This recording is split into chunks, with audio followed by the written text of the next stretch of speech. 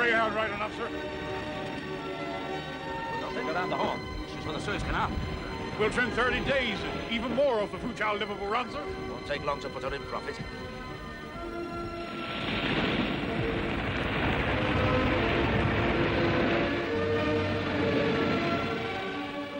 She's a Maguire ship from Aberdeen. Oh, launched less than 4 years ago. Alistair Maguire? Yes. She has an enviable reputation. Among shipbuilders, there's none better. Ah, she's well founded. Steel lower and topmast. Steel wire ropes. That makes her lighter but stronger. To drive her harder, James. Ah, if need be. Well, she'll stand it. So, how many do this speak it now, Captain Bin? This is Mr. Oneden's 8th ship, sir, including the Onedin. Well, he should voyage in comfort in this one, eh? Well, this is not Mr. Oneden's cabin. Oh, really? No, as the T-Wind will be the fastest ship afloat between here and China. Mr. Onedin thought it only fitting to build this special passenger accommodation. Dignitaries and consular officers and the like, you see. Who's going to be occupying it for the first voyage? No one, as far as I know, ma'am. Not yet, anyway. Will you be sailing with her, James? Oh, it's my custom on a maiden voyage. Well, as you know, Robert is running for Parliament, which will entail us moving to London. If he's elected. Oh, I've every hope, James. Aye, another chance of buying into a thriving chandlery business. In London. So we shall most certainly have left Liverpool before you return. There is, however, one matter that I think we ought to really discuss. We cannot take your daughter Charlotte to London with us, James. It is quite out of the question. Come on, there's time enough for that to be said. Do try one of these, Mrs. Onedin. They're quite delicious. Oh, thank you, Mrs. Maudsley. Really, James, I mean, we ought to do something about your daughter. It's not our business, Robert. That's something that James would like to settle for himself, I'm quite So, sure. you'll go by the Mediterranean, then? I will. With the hope of a tow through the canal? Oh, it's all been arranged. Contract signed. How much time will you save by doing that? A third. A 3 months voyage, cut to 2. Begging your pardon, Mr. Onedin, Yeah, sir. where's your Jennifer? No, just excuse me a minute. This gentleman's in your cabin, sir. I told him you were busy, but he was most insistent, sir. He kept saying it was the work of the Lord. Zebediah Bringlehofer. Pastor. Bringlehofer. That sounds like one of our American cousins. Oh, excuse me a moment, mate.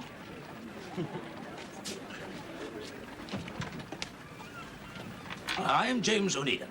May the Lord always be with you, sir.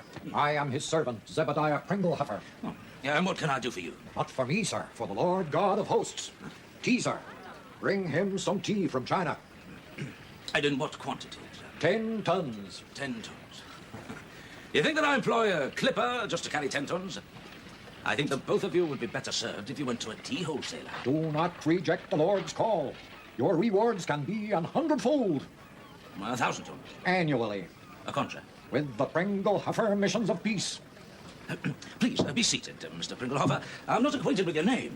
The missions, sir, were founded by my Uncle Joshua, a woeful sinner of a man who saw the light on the trail of 49 to California, where the Lord rewarded him with one of the richest stakes in the territory. Go. Put to the Lord's work, sir.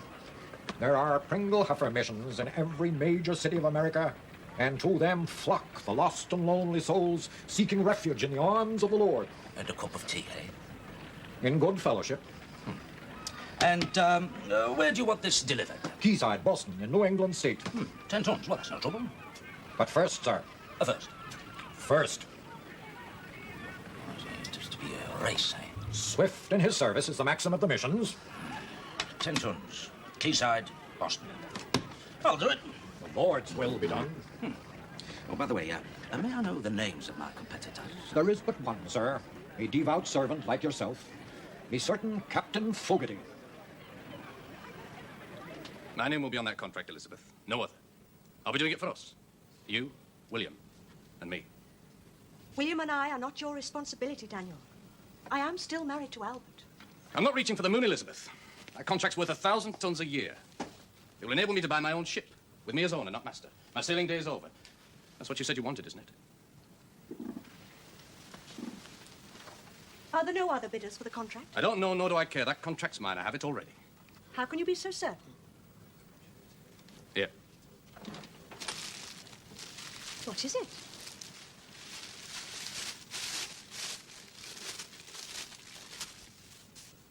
A tea caddy? Silver. When I get that contract, I shall replenish it from every voyage. Be on the quay to greet me when I return. And tell me straight off that you've sold up and are ready to come away with me. I don't know, Daniel. I really don't know. Empty phrases and idle promises to which we have all grown accustomed. But I promise, upon election, to use only words that work. Oh, excuse me, madam. Oh, my assistant is not available at the moment. Can I get anything for you? I was looking for the shipping office of the Onedin line. All right, well, it's upstairs over the shop. But there's no one there at the moment. Can I help you? Well, I should be much obliged for information on certain matters. In what connection, ma'am? Miss Armitage. My brother, the Reverend William Armitage, has for the past 30 years been Methodist missionary in Nanping. A most worthy vocation, if I may say so. And I have decided to visit him. Now, I understand that there is suitable accommodation on the T-Wind, I believe the vessel is called. Indeed there is, Miss Armitage. A most beautiful double cabin with adjoining anteroom and separate offices.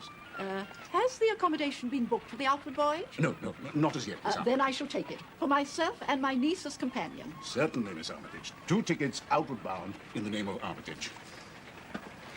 How do you know? I know Foggett is my competitor because Pringlehoffer told me so. When Daniel sailed, he was so confident of victory. Yeah, well, let him choose either Cape. Good Hope or the Horn. I'll still be there 2 weeks before him. Poor Daniel. James.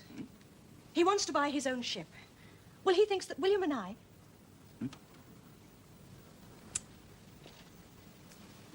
Have you discussed your daughter's future with Robert and Sarah? What's the point? They won't go to London. You don't see Robert being elected? Well, do you? Brother Robert's council material, but Parliament... There is the offer of a partnership in London. He won't accept. Thought of either will frighten the wits out of him. That's unfair, James. Look. Robert has managed his business most successfully. Sarah and him will never leave Liverpool. No, they'll stay here and bring up your daughter. In a family atmosphere. Well, what do you expect me to do? Take the child to sea with me? You could marry again. Well, you know I intended to. And you know the result. Caroline refused me. There is Leonora Biddulph. Leonora? Oh, sorry. Oh, it's all right, Caroline.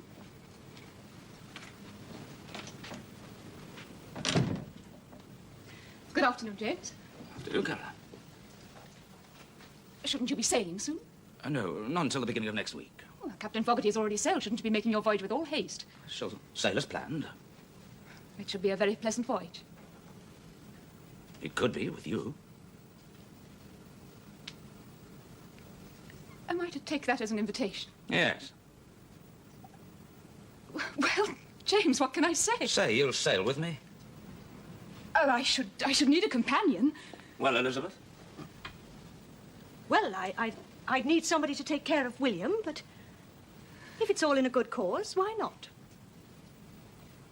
So, you see, we shall most certainly be installed in London before you return. Oh, so the election results have come in, have they, Robert? If Robert is in London, it will, if not necessarily, be as a Member of Parliament, then as a Chandler. Oh, so you've bought a business, have you? Well, I've things to settle up here first. And you've tendered your resignation to the council. It's time enough for that. And what about the shop? Put that on the market yet? We shall be doing so next week. What about old Captain Webster? Oh, James, it's your business to make suitable arrangements for him. Suitable arrangements take time, Sarah. Be it going to sea or selling a family business. I'll not be foolhardy. Make no mistake about that. Well, anyway, I'll be back long before it's all settled. Nevertheless, I think you must expect to find your daughter with Elizabeth upon your return. Well, Elizabeth and Mrs. Morsley are sailing with me. What? We can't do that. Why not? Well, because I've sold the accommodation. Sold it. All the way to Foochow. Well, then unsell it. That would not be advisable, James. You have the rest of your business to consider. Your passengers, the Mrs. Armitage, are related to Mr. Biddulph. So? Well, you don't want to lose the coal contract, do you?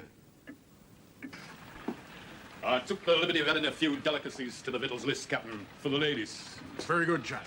Will you and Mr. Onedin be dining regular with the ladies, Captain? Well, perhaps myself out of courtesy if invited, but Mr. Onedin, I think not. He was dismayed to learn we had passengers. Passengers coach by entry pool, Captain. Very good. I'll come at once. Aye, sir. You get everything ready. Aye, sir. Smarten yourself up. Bain, sir. Oh, yeah. The passengers are coming aboard, sir. Oh, do your duty as master. Greet them.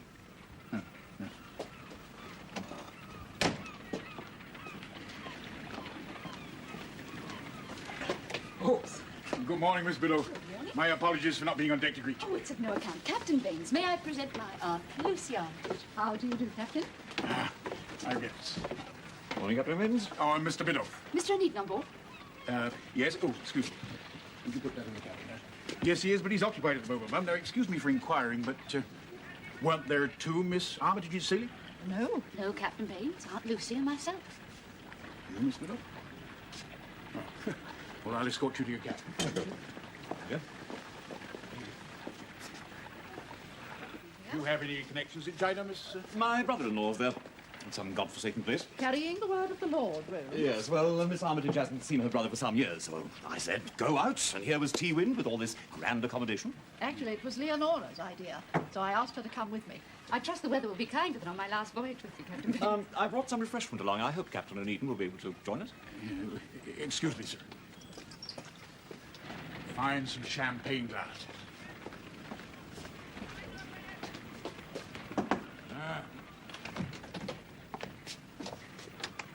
I've got something to report, Mr. Onedin, sir. What's it now? Well, you know those two Miss Armitages, sir? Well, one of them is Miss Biddulph.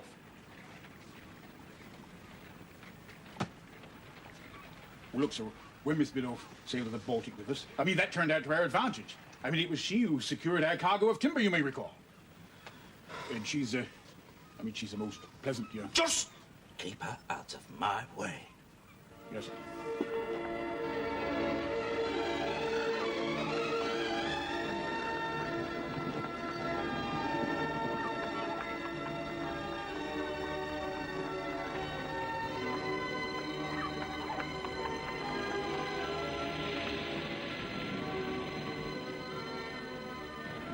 And according to Sarah, the second Miss Armitage turned out to be none other than Leonora Biddulph.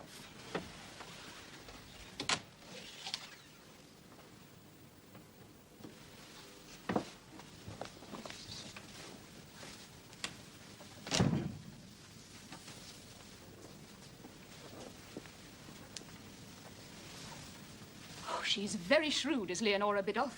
Yes, to no avail, though. James will be furious.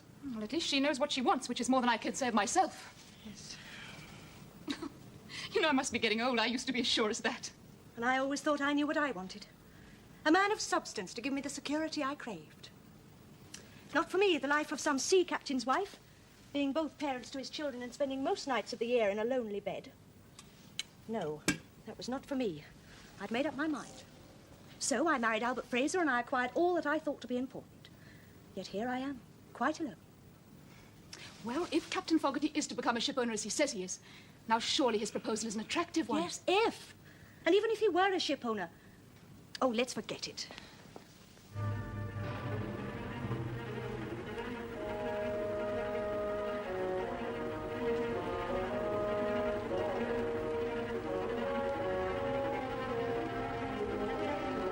Whale on its starboard bow, Captain.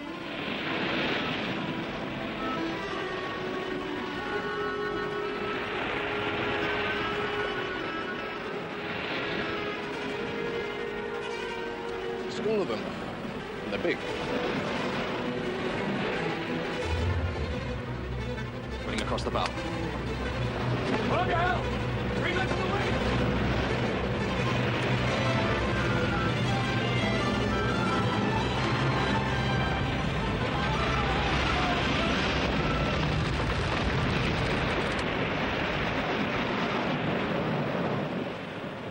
Go below and check the damage. Aye, aye, Captain. And rig the pumps.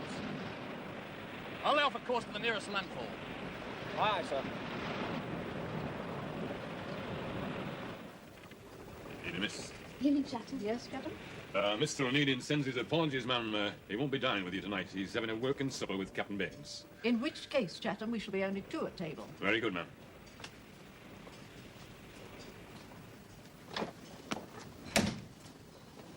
That's the third night in succession he's declined. Working supper with Captain Baines, indeed. He's deliberately avoiding us. With a new ship on its first voyage, Mr. Onedin must have many things to attend to. Oh, Captain Baines finds time to be pleasant. No, he doesn't want us on board. Rather me on board. Tell me, do you think your humour can last 2 months? I don't know, my dear. Oh, it'll make the voyage miserable. Only if you pay attention to it. Midnight should see us about 700 miles out, sir. 3.5 days. Average an hour knock. The rock in 4 days' time. So. Come in. The sooner this voyage is over, the better. Finished, have you, sir? No appetite, Mr. Onedin, sir? Well, I liked it. Have the ladies commented yet? No, Captain. Plate's same as the Mr. Onedin's they've had ever since we left. Bite of cheese, sir. Aye, still. Mr. Onedin, sir. Coffee. Very good.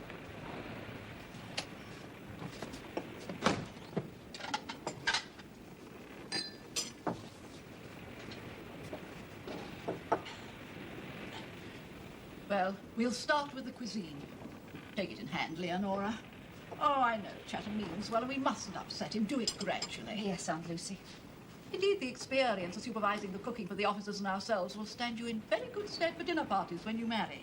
Yes, Aunt Lucy. Begin tomorrow. Yes, Aunt Lucy.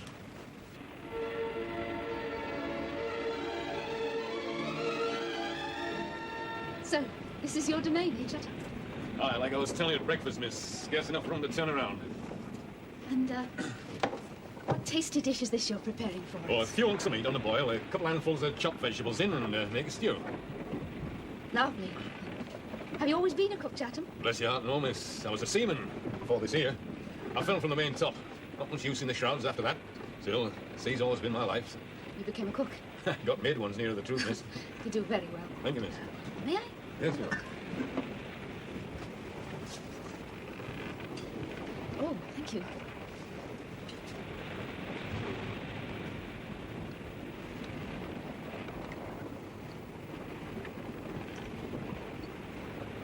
Very good, Chatham. Aye, it is, miss. Do you know, I think the flavour would come through a little better if you were to skim some of the grease off the top there and add a little salt and pepper. You say so, miss. Have you seen my copy of Mill anywhere? No. Oh, there's a quotation I wanted to look up. Robert, Hmm? did you go to Pettigrew's today? Who? The estate agent for the house and business. No. No, I didn't. Very well. I'll go myself in the morning. Sarah, love, I've been wondering if we might not hold on to the shop. With us living in London, it'd just be a millstone round our necks. But, I mean, the business has been in the family for 3 generations now. It should stay. And who'll manage it? Have you got someone in mind? James, for instance. Now, he'd not care twopence for it. Besides, we shall need the money for this place to establish ourselves in London. Well, I thought we might find somewhere to rent. Initially, until we find a house that's entirely satisfactory. By which time James will have returned. No, Robert. All this goes on the market tomorrow.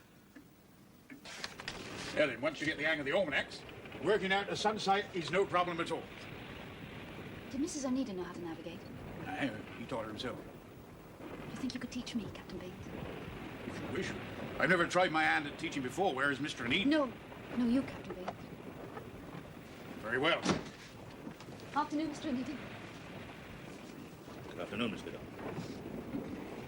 A word with you, Captain Baines. If you can spare a moment. I'll be with you at once. We'll help me shoot the sun tomorrow midday. Thank you. Afternoon, miss. Afternoon, Chatham. You won't forget, will you, miss? To get the spices in Gibraltar? No, I won't forget, Chatham. Thank you very much, miss.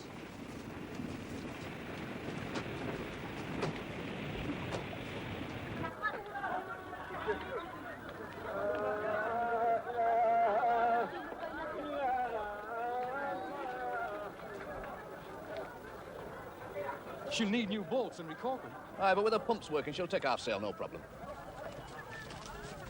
You'll take her to Fu Chau for repairs? No, for tea. For delivery to the quayside at Boston. But that'll be the longest voyage on record, Captain Fogarty. Aye, Mr. Mate, no doubt it will be. And you'll lose the race for certain.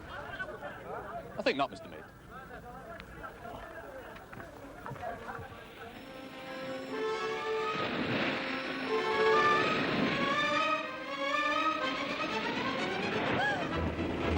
All I can see now is the sky.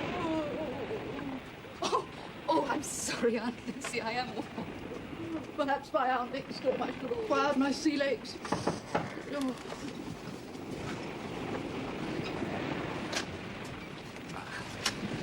Is all well? Well, my aunt prefers to sit quietly, but I find the rough weather exhilarating. Do you think I could come on deck? Very good. Miss Armitage, is there anything we can do to ease you? I always thought the Mediterranean a calm sea. Ah, well, it frequently is. Only not today. If your aunt needs anything, you've only to shout out. Chatham has orders to stay outside the door during the rough weather. Thank you, that's very considerate of you. Right. Perhaps when the rough weather has died down, you will allow my aunt and I to express our gratitude. Oh. Dear Aunt Lucy, at last he's being civil, even if it took a storm to achieve it. Oh. Sarah must be furious. She is. The shop premises was valued, stock included, and an offer made. A good one, I believe, which Robert dismissed out of hand, insisting that the business's goodwill was worth far more. Well, perhaps he's right. I suspect James is right. Robert is his father's son. Nothing to chance, security first and foremost. So James takes after his mother, perhaps. Headstrong and rebellious. And his restlessness. That is, I think, unique to James. Yes, it could prove wearying. Though some women might find it rather exciting. Do I sense a note of regret? I told you, Elizabeth, I don't know what I want. As rough a stretch of water as you'll find anywhere along the Barbary coast, ma'am. Are there not pirates in these waters? There are, Miss Armitage. But you needn't fear them. I think the T-wind will show any pirate scour clean wake. Would you like a glass of sherry, Mr. Rennie? Ah, thank you, Miss Biddulph. Are you pleased with the progress of the ship this Oh, morning? satisfied, satisfied. We've got a couple of days in hand, due to that last little blow. And Port Said now no more than 3 days away? Miss Biddulph is becoming a proficient navigator, sir. Are you thinking of staying long in China, Miss Armitage? Oh, about a month, and then we sail to America. Beg your pardon, sir. I can serve dinner whenever you like, sir. Oh, might I suggest immediately, Captain? Oh, immediately. Chatham's cooking's improved immeasurably since the beginning of the voyage. Yes, indeed. Shall we be seated, ladies? Miss Biddulph? Thank you. Miss Armitage? Thank you, Captain. Will there be time to go ashore at Port Said? No, but there's nothing to see. Oh, the Sphinx of the Greater Pyramids. Ah, they're far inland. Behind Cairo, a couple of days' journey away. Oh, I wanted to visit the cotton markets. No, you shouldn't go in there unaccompanied, Miss Biddulph. It's too dangerous. Well, I dare say Chatham can accompany her. Thank you. Only thing is he doesn't speak French. That's all right, I do. Here we are. Now, what have you for us, Chatham? It's a kind of a chicken stew, sir, called a casserole. Oh, it smells delicious. I cooked it exactly the way Miss Biddulph showed me, ma'am. If you wish, should I do the honors? Have you been interfering in the galley, Miss Biddulph? Well, I've been supervising, yes. At my suggestion. Not merely are you content with pestering me in my own home, but you carry it aboard ship with you. From now on, you'll kindly stay out of the galley. Yes.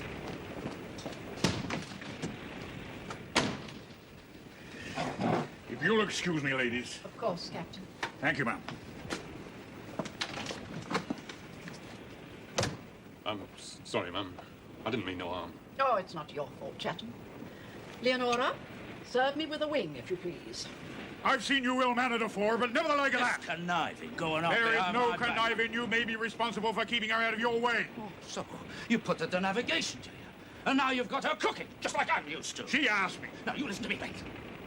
If I married her, it'll be to somebody of my choosing, not yours or anybody else's. But the self-pity you wallow in is not likely anyone will have you. The mayor was not pleased being told of it by his wife. Not pleased at all. Well, I had assumed you'd already told him of your intention of resigning from the council. The time was not yet right. Oh, Robert, with all the work you've got to do, what with preparing for the election and your business in London, well, the sooner you get off that council, the better. You do realise what you've done, don't you? You've committed me irrevocably to this course of action. I have. Yes.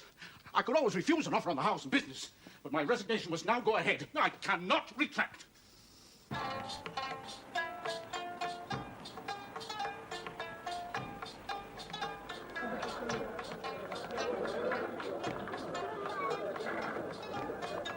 Tomorrow, we go through the canal. It was agreed earlier this morning. Where's the man we saw then? The man that speaks English? English? Moi, je parle pas anglais, moi. Look, tomorrow, Domain, new domain, alley. Huh? No, alley. Look, penalty clause, comprendez? No. Masters, indeed. It wasn't worth the 2 I paid for it. Oh, but such a pretty bracelet. I do hope there are markets in Nanking, Aunt Lucy. Oh, they're bound to be, my dear. Jades and brocades and silks, lovely. Miss Biddulph speaks French, sir.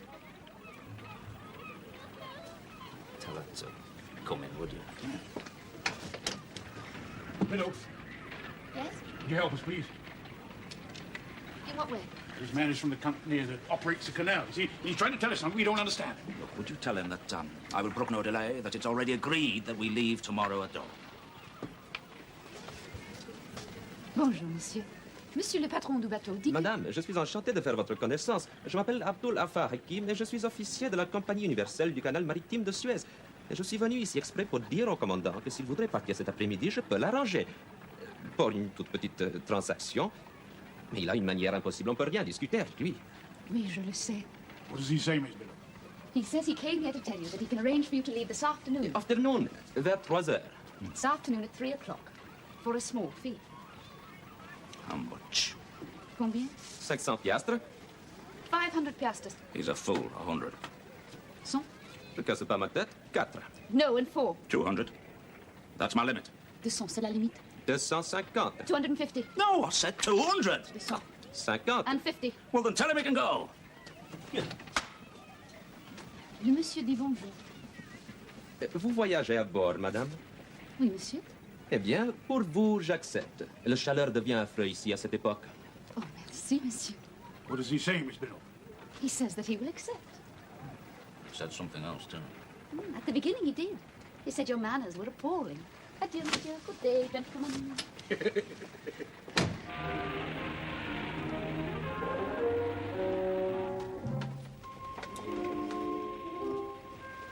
Miss Biddle. Yes. I apologize. For what, pray? Oh, for my, what was it? Appalling manners. There's no need for an apology, Mr. Onedin. They're your way, and one accepts them. Or one does not. I've also displayed the most brutish ill humor during the voyage. Oh, it's of no account.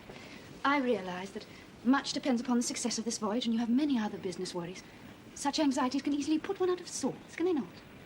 Well, may I hope that my downright rudeness will also be overlooked. Oh, but I welcomed it.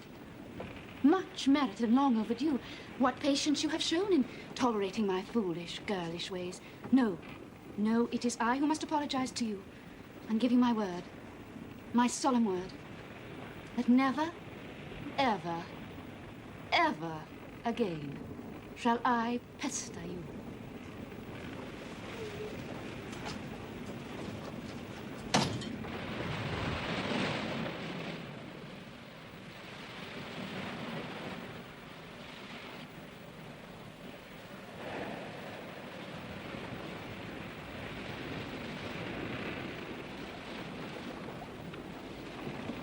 You know, if these light airs persist, we shall never make Aden. What are you looking at? At Darcy. She's a better sailor than we are under these conditions. True. But I've been watching her. She's not overhauling us. It looks like she's keeping station on us.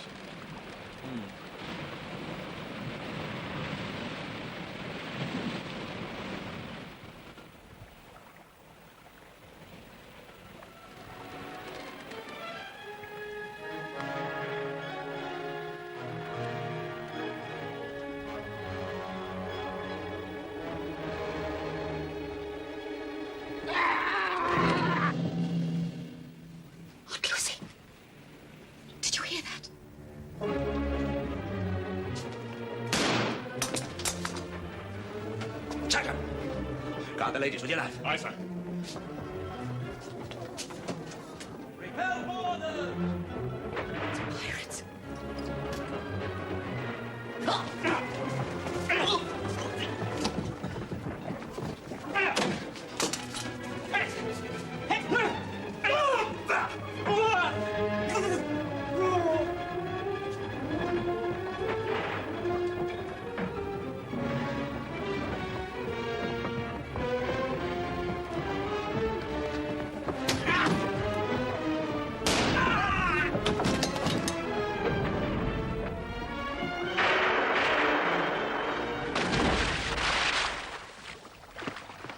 That's the last of them over the side, sir.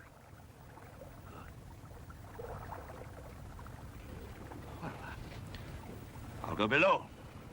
Reassure our passengers. Done mean for me like this. It never got past me. Mr. Onedin aside. Help me take him to my cabin.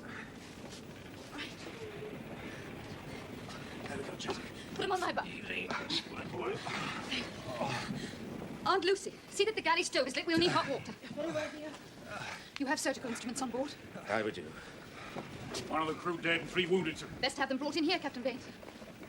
To do as she says. Right. Get somebody to get rid of that. Right.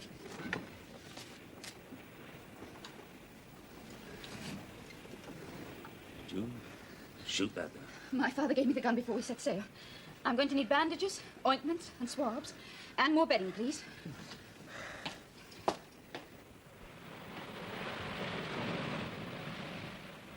Why are you flying the fever flag? There's cholera in Onedin, so stand well clear. Sid, where's the nearest port that's clear? Where's the nearest port that's clear? Don't know. We heard they got it in Bombay. Thank you! Bombay, there must be an epidemic, sir. Lay a course for Colombo, Captain Baines, if you please. Aye, sir. With all sail! Aye.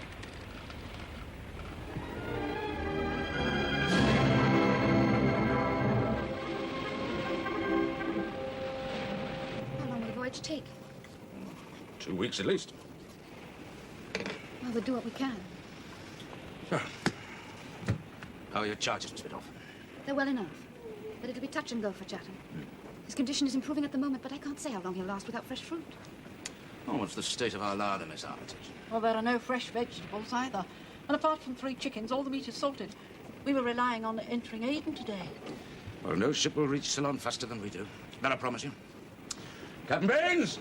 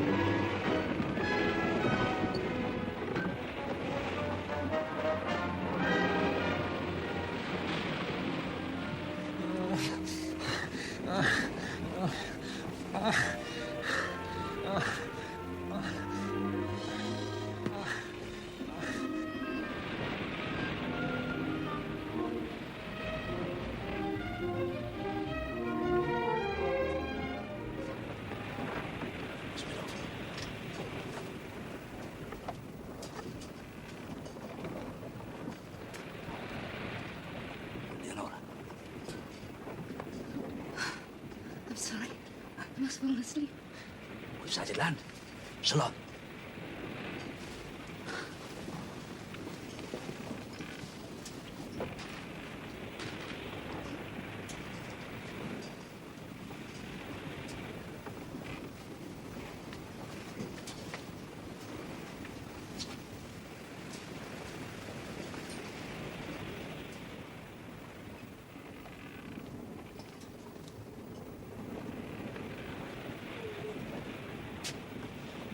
Why?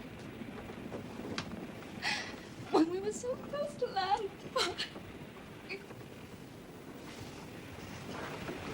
Listen, you would have died days ago.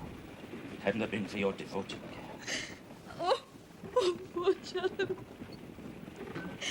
He was a kind man. I'm sorry, you must think I'm very weak. On the contrary, I think you're a remarkable young woman. And I must admit, to my shame, to having sadly misjudged you in the past. A wonderful night. And I must say, it is pleasant to escape for a moment into the bosom of one's family, amongst those one loves. And particularly dear to me at this... No, let me recharge your glasses.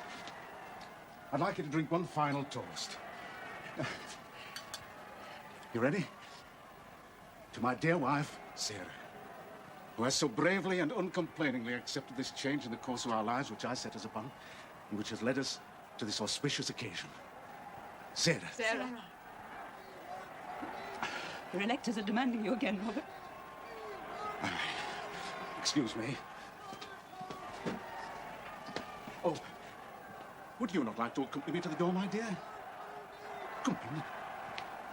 You'll have to accustom yourself to the hurly-burly of public life. Oh, I can hardly believe it. My brother, a member of Parliament. Oh, James ought to be here to see us. Yes. Elizabeth, when they do go to London, who will take care of James's child? Well, we can for a while. But I doubt they'll be gone before James returns. He should be in Foochow by now.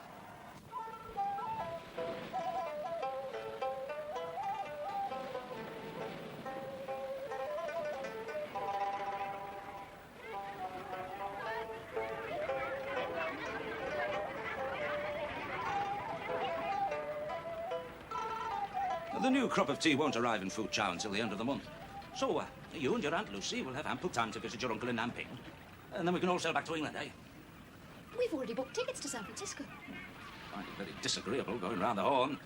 We're not going round it. Well, you'll have a job getting back to England if you don't. Do you know, someday you should really take your head out of the sea bag and look around you. There's a railway line across America now from coast to coast. We're taking the train. So you've arrived, Onedin. Ah, Fogarty. Yes, the T-Wind's aft hatch. Aye, that she is. My ship's leaking like a sieve under half sail. Fogarty, I must tell you that I'm your competitor for the Pringlehofer tea contract. Are you? Oh. What, may I ask, is the enchanting Miss Biddulph doing in these distant parts? I'm visiting a relative in Nanping. Oh, no doubt we'll return the same way as you came. No, my aunt and I are sailing to America. What ship? The Josephine Estrada. Then maybe you and your aunt would do me the honour of company from time to time. What, aboard the Josephine Estrada? Oh, I'm taking passage on it myself. You? Travelling as passenger to San Francisco? Oh, I'm jumping ship, Onedin. With 10 tons of tea. Across America to Europe by train. You see, I've taken the trouble to secure a special contract. Now, the railway company will deliver my cargo, my 10 tons of tea, to Boston in under 3 weeks. Exclusively. Did tea win that fast, Onedin?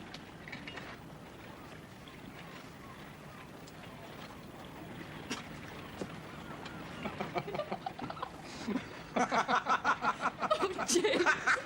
My poor dear James. By train. Oh, poor James. Bravo, Daniel. Indeed, bravo. Outwitting James is no mean feat. When James told me he was in that race, I confess I thought Daniel had as good as lost. But he was so confident of victory. Now I see why. Now he has the tea contract, he could buy his own ship. Daniel a ship owner. And he will replenish this from every voyage, he said. Well, what with me keeping James at bay and you keeping Captain Fogarty at arm's length, we may very well end up two lonely old ladies and very glad of Captain Fogarty's packets of tea.